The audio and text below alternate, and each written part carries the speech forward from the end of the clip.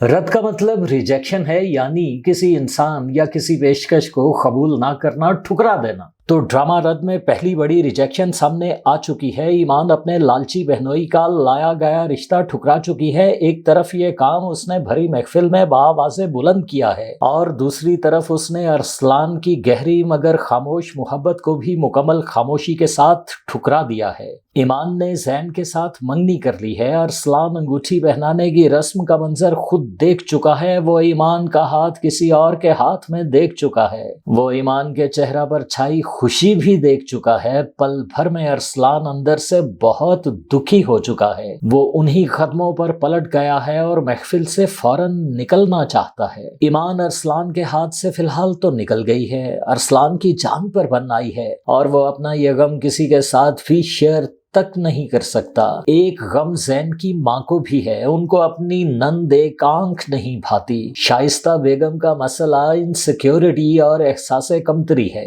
यानी मेरी तो कोई वैल्यू ही नहीं ना। शाइस्ता बेगम को यही गुमान रहता है। ऐसे बदगुमान लोग अपनी वैल्यू जताने के चक्कर में फिर कई ब्लंडर्स कर जाते हैं। शाइस्ता बेगम भी इस चक्कर से बच नहीं पाती और एक अपनी नंद को नीचा दिखाने के लिए वो अपने इकलौते बेटे की खुशियों को खत्म करना चाहती हैं। वो ज़ैन का रिश्ता कहीं और करना चाहती हैं, मगर ज़ैन साफ इनकार कर चुका है। ज़ैन ईमान की शख्सियत से बहुत मुतासिर हो चुका है और उसे अपने लिए परफेक्ट लाइफ पार्टनर मान चुका है। बज़ाहिर दोनों की शादी में कोई बड़ी रुकावट नहीं। लड़का लड़की दोनों दिल से राजी हैं, दोनों के बाप भी इस रिश्ते से खुश हैं। सिर्फ ज़ैन की माँ को मसला है। उनका इकलौता बेटा उनकी नंद की पसंद की लड़की से शादी करके सारी उम्र उसके नाज नखरे उठाए, ये शाइस्ता बेगम को बहुत बुरा लग रहा है। वो इस बुराई को किसी भी कीमत पर फैलने से रोकना चाहती हैं। वो इस शादी को रोकना चाहती हैं। वो ईमान को बुरी तरह रद्द करना चाहती हैं। ये कहानी हमारी सोसाइटी के कई इश्यूज को हाईलाइट करती दिखाई देती है। जैसे ससुराल से कोई भी बड़ी शिकायत हुई तो दामाद ने अपनी बीवी को अपने घर से निकाल दिया कि जाए अपने माँ बाप के घर, और फिर आए उसके माँ बाप माफी मांगते हुए वगैरह वगैरह। और फिर कहीं बस चले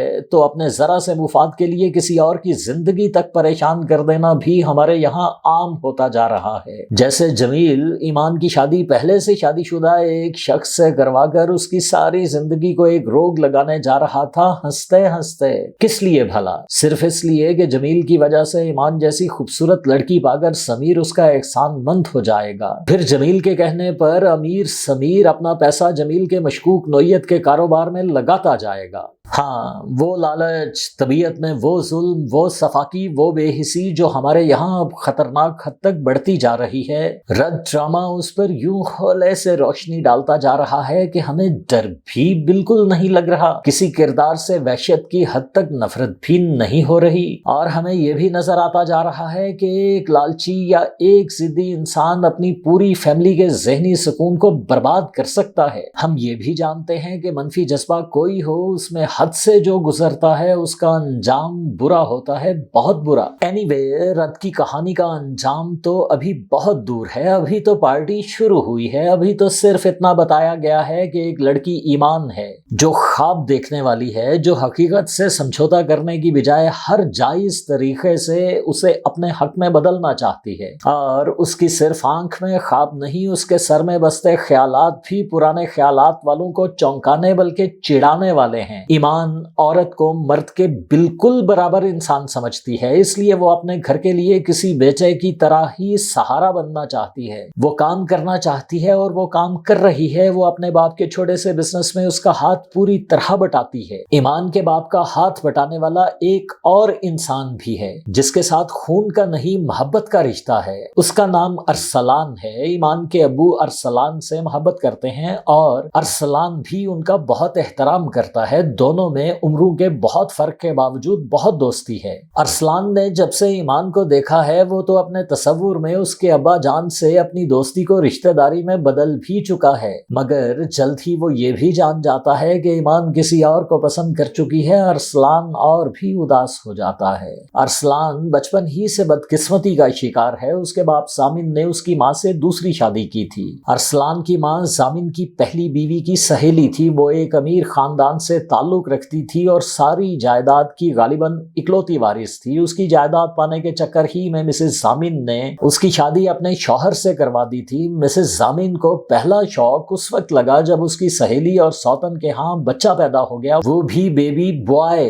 اب کیا کیا جائے مگر مسز زامن کو ایک غیر انسانی توقع تھی کہ ان کا شوہر اپنی نئی بیوی کو ہاتھ تک نہیں لگائے گا۔ اس لیے ارسلان کی پیدائش کے بعد جب ایک حادثے میں ارسلان کی ماں مر گئی تو زامن کی پہلی بیگم زامن کو بے وفا کہہ کر مسلسل زچ کرنے لگی، اور اسی دباؤ میں زامن ارسلان سے بھی یوں بے رخی برتنے لگے کہ جیسے وہ ان کا سگا بیٹا نہیں بلکہ ان کی کوئی بڑی غلطی ہے۔ ارسلان کی سوتیلی اور مکار ماں نے تو اسے بچپن ہی سے اتنا ڈرا دھمکا کے رکھا کہ وہ جوان ہونے کے باوجود نہایت کمزور شخصیت کا مالک انسان ہے۔ یہاں شہریار صدیقی کی کچھ تعریف تو بنتی ہے۔ ویورز، جس کا باپ نہیں ہوتا اسے یتیم کہا جاتا ہے اور جس کی ماں نہیں ہوتی اسے مسکین کہتے ہیں۔ اس کے علاوہ مسکین سے ہم عام طور پر مراد لیتے ہیں بیچارہ، بےکس، ہیلپ لیس، نروس۔ تو پھر بن ماں کے ایک بچے کے طور پر پلنے والے مسکین کا یہ کردار شہریار صدیقی نے ابھی تک بہت اچھا نبھایا ہے۔ ان کی ایکٹنگ کا معیار ابھی تک بہت امپریسو ہے۔